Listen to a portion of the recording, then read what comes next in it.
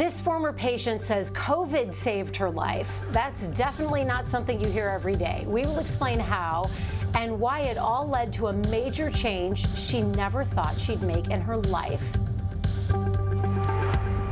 From the University of Kansas Health System. I am amazed. The team here is great. I came on a Tuesday, and then by Saturday, I had a heart in me. I have never seen a group of people work together so good as this team of heart specialists. I mean, it's just unreal.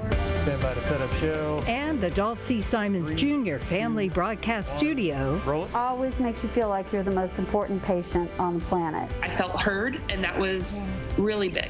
This is All Things Heart. Good morning, I'm Alexis Del Cid. Welcome to All Things Heart. Today's patient might really surprise you because she says she's glad she got COVID. The Mulvane, Kansas woman says catching the virus revealed a condition that otherwise could have killed her. Janine Kiesling shows us. New one's in. What more could we ask for, right? Yes. Talk about a whirlwind year, one that started in the ER and ended with a new heart beating inside her chest. This is the best gift of life. At 58 years old, Jackie Adams said she never had any serious health problems until she caught COVID in late 2021. She thought she'd recovered, but just a few days before Christmas, she began having trouble breathing. I couldn't breathe at home. And so I went in the hospital. Jackie had no idea at the time that it would kick off a series of events that ultimately had her Mulvane doctor sending her to the University of Kansas Health System Center for transplantation. Oh, it scared me to death because the first time I met him, he says, we're going to have you get in touch with KU Med Center. I thought, why? Jackie's COVID had not come back. Her trouble breathing was because she was in heart failure. When they put the pacemaker in, they go with 3 leads. And they couldn't find one of my leads. It's just, my body is weird. But a pacemaker wasn't enough to keep Jackie alive. Doctors had to perform another, more invasive procedure to buy them some time until they could get Jackie on the transplant list. And getting on the list would require Jackie to do something she hadn't been able to do for 30 years. Quit smoking. It's either that or die. So,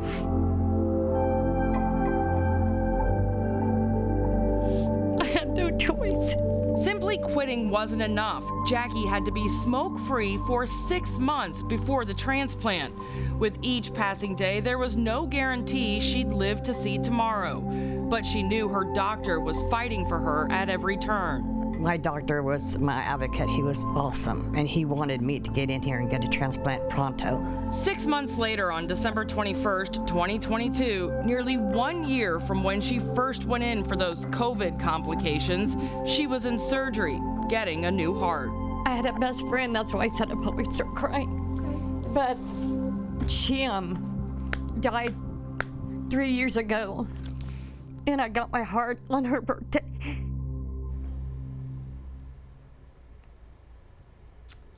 We are so pleased to welcome Jackie Adams to our program. She joins us virtually today from her home in Mulvane, Kansas.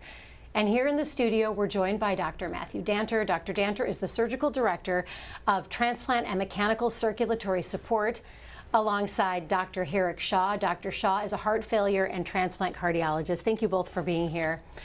And Jackie, I want to say I'm so sorry about your best friend, and what a strange turn of events, almost like a sign from her that you got your heart on her birthday. That's for sure, yes. I really didn't know this, really, because when you're sitting in the hospital, you don't think about this, but her daughter's the one that informed me. Today's my mom's birthday. So yeah, it was great. How are you feeling today? Great. I feel wonderful. Back to living, back to your regularly scheduled business after struggling for so long. Now, you had COVID, that went away, then you're struggling to breathe, so you go to the ER. How long were you struggling to breathe before you wound up in the emergency department? It was just that night. I have like short of breath, but that night it was almost like I was hyperventilating. It was just I couldn't breathe. And so I went in right away to the emergency room here in Derby, Kansas. So I think from there they sent me, everything's such a blur. Sure. I don't know if I went to the hospital right after that or not. Well, it's the scariest moment of your life. You think you're going in for a symptom of COVID, and it turns out your heart is failing. You also had to quit smoking and be smoke-free for 6 months before your heart transplant. That being said, you'd been a smoker for 30 years. Was this the first more. time? More than 30 years. Oh, yeah. Had you tried to quit smoking before? Yeah, and I did quit for like 3 years, and then it started back up. But And this time you knew. I'm done. Yeah. Yeah. What was your health like? You're trying to quit smoking. You're waiting for a heart transplant, which you have to qualify for after 6 months being smoke-free. What was your health like during those 6 months? Not good. It was not good. I probably got down to 97 or less pounds. I was skinny and just really frail. I didn't feel real bad, but I didn't look good. Was it at all. the stress of everything stopping you from eating? Was it a combination of that and your heart that caused you to drop so much weight? I don't know. I think I still ate. Maybe not enough. I don't know. I think the stress on my heart made it to where I could not gain weight. I don't know. It's just, if I look at the pictures now, I can't believe how skinny I was. It was really bad. Oh, you look incredible. Whenever we see patients at their sickest, and then we get to see them back here on the program, and it's so great to see the difference in your health. You're glowing now. And Dr. Shaw, you sent us some incredible images. They're her echocardiograms showing the difference between Jackie's old heart and her new heart. So they're in the screen behind us. This is incredible because even a non-medical person can look at these images and see the difference. No, it's incredible. I mean, when I first met Jackie and saw the picture of her heart, I mean, it was, we see a lot of sick hearts. Hers was definitely one of the larger ones I've seen for her body size, for how big her heart is. It was, scary. So it had grown because it was so stressed. Yeah. It had what that ends up happening is that you can see on the left of how kind of, at least initially, is how big this heart is. It takes up almost the entire screen. On the right, after heart transplant, you can see that heart's much smaller. And then you can see these walls are supposed to be coming in together. The heart thickens when it contracts. And you can see here that the heart's really not really moving. It's not contracting. It's kind of wiggling, right, but not really actually generating enough contraction to have blood go to the rest of the body. And then you can see on the right, after heart transplant, this is essentially a normal heart. Right. It is a normal heart. So you can see the heart is much smaller. You can see how the walls are coming together very nicely. And this is providing adequate blood flow. And when she was saying that she can't gain weight, I think this is very common in patients we see with heart failure, is that your heart is, you can imagine, this heart is not, our bodies get energy with blood flow. Blood flow gives the nutrients, gives the oxygen to the cells. You can imagine this heart's not able to do that to the rest of the body.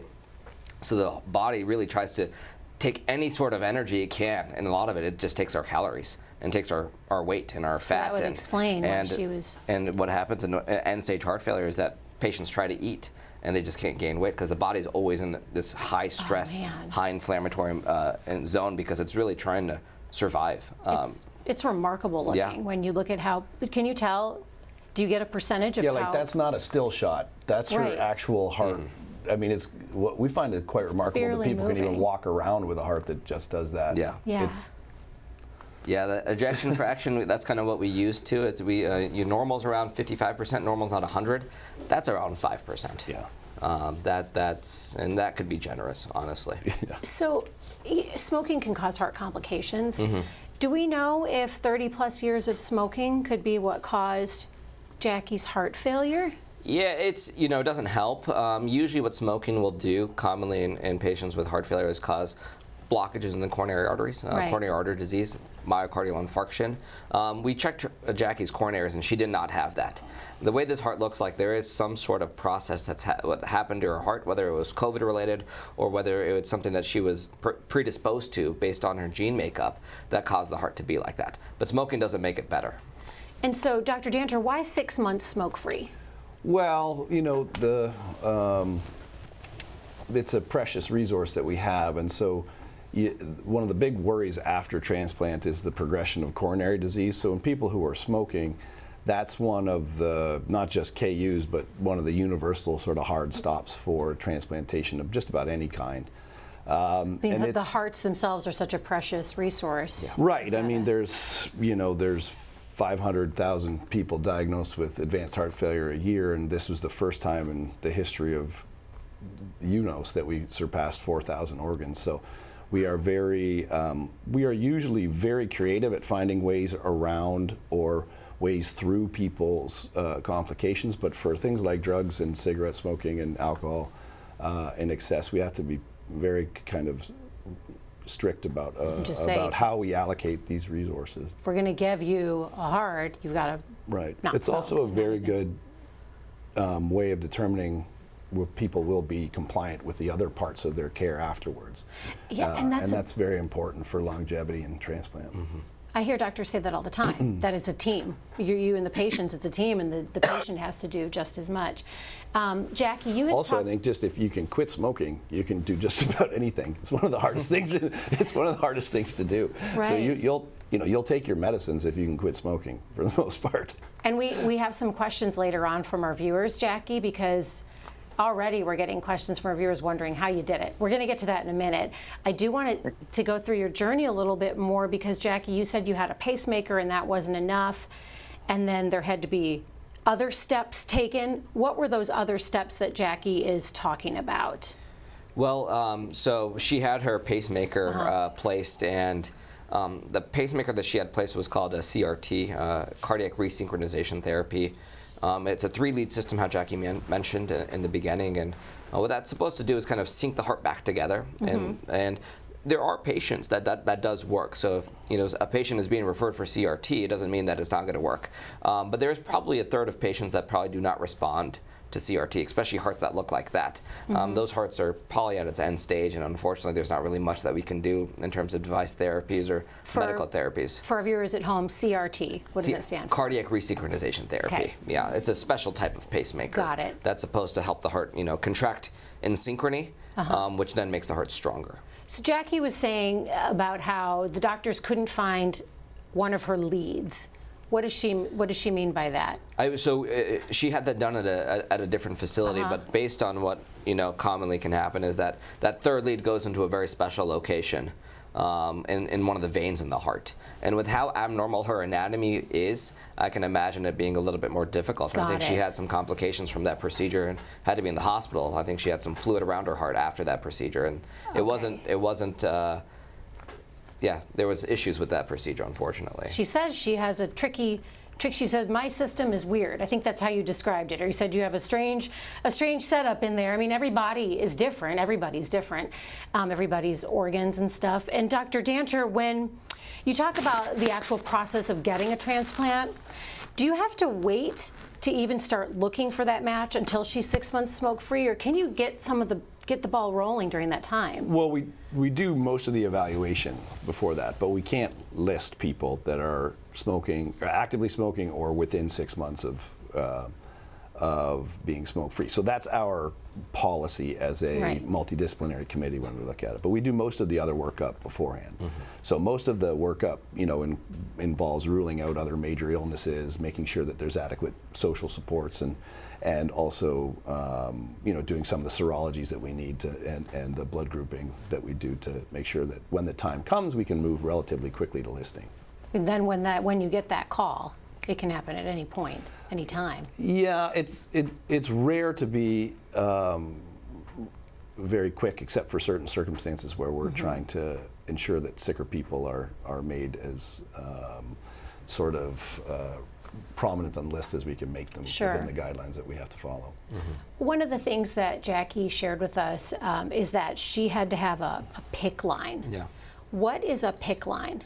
So a PICC line's a special IV that goes into your arm, or sometimes it goes into the upper chest. And it's a very long IV that basically goes from your vein here all the way into your heart chamber, or right above your heart. Because Jackie had to be on a medicine. So the way our strategy for Jackie is that we knew her heart was sick, and we knew we had to wait 6 months for her to get a heart transplant. And with that heart being the way it is, it was going to be, how are we going to get her to 6 months? Because that was our eventual goal. And so what we did was we put a PICC line in her. and then administered a medicine called milrinone, which is a medicine that helps the heart contract, or help the heart kind of squeeze a little bit stronger. And that is a good therapy as a bridge to get to an eventual heart transplant. That medicine, is, a very potent medicine. That's a medicine that you probably don't want to go into a little IV that's in your arm that, you might get when you're, getting your labs drawn or anything like that. We want to ensure that medicine goes directly where it needs to go, which is the major vein in the heart and into the heart itself. And so that PICC line is a line that lasts for a long period of time. I don't think you had that PICC line changed, Jackie, and so... And so that line lasted from when we met her in the hospital to when she eventually got her heart transplant. And it allowed us, I think, the time that, so even though her heart wasn't doing well, I think it bridged us to the point where we could actually get her to a heart transplant without her getting, to a point where she got too sick.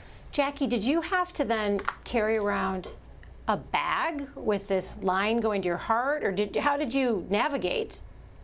Yeah, there was a purse. I had to carry this purse around for, I don't even remember how long I had that in, but yeah, I had to carry this purse around. It had like the battery pack in it. Were you able to shower? What would happen if you needed to go into the shower?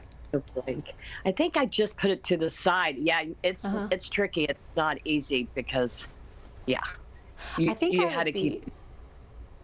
I'd be worried that if I was sleeping, I'd roll over and pull it out, or something would happen. It feels so, it's for such a high-tech situation, all the things you do, to just have a line going into your heart and you're carrying it around with a bag. Yeah. How fragile is that? They do a good job of kind of making sure they put a lot of good adhesives around it to make sure it's stuck to the skin. They put adhesive over it. But yeah, I mean, sometimes patients, the PICC line does fall out, but usually with good meticulous care, like Jackie did, usually it doesn't cause any major issues. Now, Jackie was one of, and this is another incredible part of the story, is Jackie was one of 4 heart transplants the week of Christmas in 2022. You guys were busy, the whole team up there. Is that the most you've ever had in that small of a time period, let alone over Christmas, a Christmas holiday? I mean, it was until this year, I guess. Did you beat that this year? Did you have more? I think we did 5 over the week of Christmas this year. Wow. I think, when you have an aggressive program like we do, I have an inclination at certain times of the year, Super Bowl weekend, these kind of things, people, other programs may say, we could, I'm just joking, but the reality is it seems to be that during some holidays we seem to have a rush on organs that are available. I mean, you can... Is that like Murphy's Law, or is there a science or reason you could think I think if you actually looked at the true numbers from the major databases, there isn't actually a statistically significant increase around these times. It's just something that I think more of the people that do it perceive it to be so. It's like the whole old full moon thing when something does. But true randomness allows for clusters, I guess. So but it is. I mean, it is a remarkable feat for the whole team when you just sort of keep rolling. So many people. It took a whole village to help everyone and help Jackie. And we know you have questions. We love getting questions from our community, so please send them to us on YouTube, Facebook, the X platform. You can also send them to the All Things Heart email. We have all the ways to contact us in real time right there on your screen. And we do have a question from one of our viewers, Jeremy Yenser. He wrote on Facebook, how did you feel, Jackie, after the transplant? Did you notice a big difference in energy level or anything afterwards?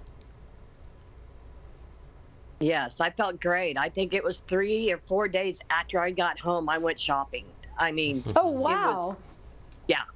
Yeah, I never came home. Well, I did. The first day I came home and laid in bed. But after that, I had so much energy. I mean, and I was not sore. I mean, where they open your right here for your heart, that wasn't even sore at all. It was where they have the tubes was the most sore part of my whole body. I mean, this never hurt. It never hurt. That's crazy. Wild. That's a testament to how far we've come and what a great job you guys do. I guess the surgeon has some credit to take for that too. Well, it is remarkable. That's pretty common actually. The sternal incision is one of the most like the sternotomy incision is one of the most well tolerated, but it's always the chest tube sites. Yeah. And having the chest tubes in and everything like that, that really that causes almost universally everybody discomfort. So. But you're hearing that a heart patient, someone got a new heart from you and then is shopping 2 days later at the mall.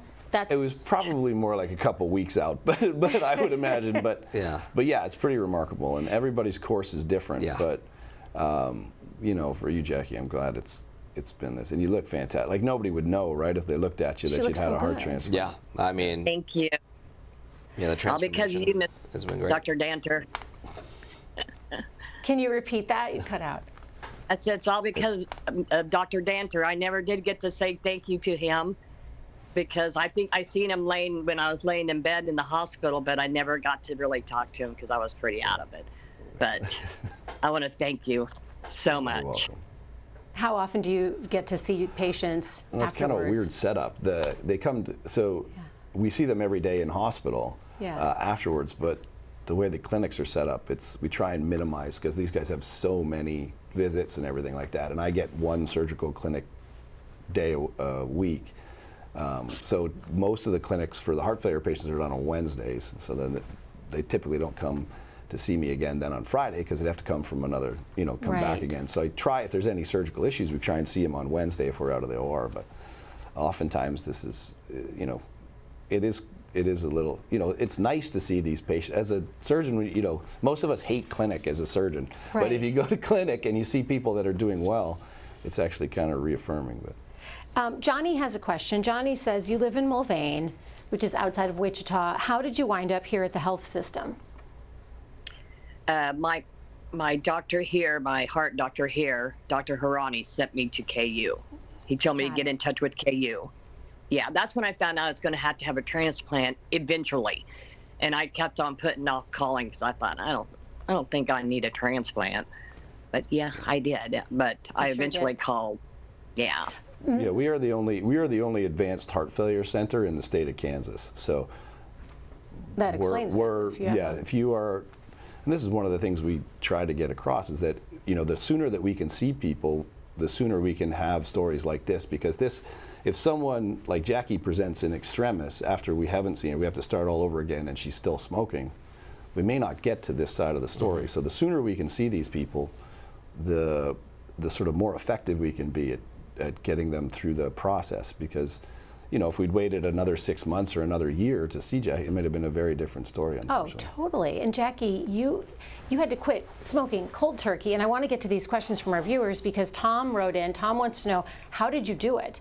Did you do it cold turkey? Did you use medications? Did you use a patch?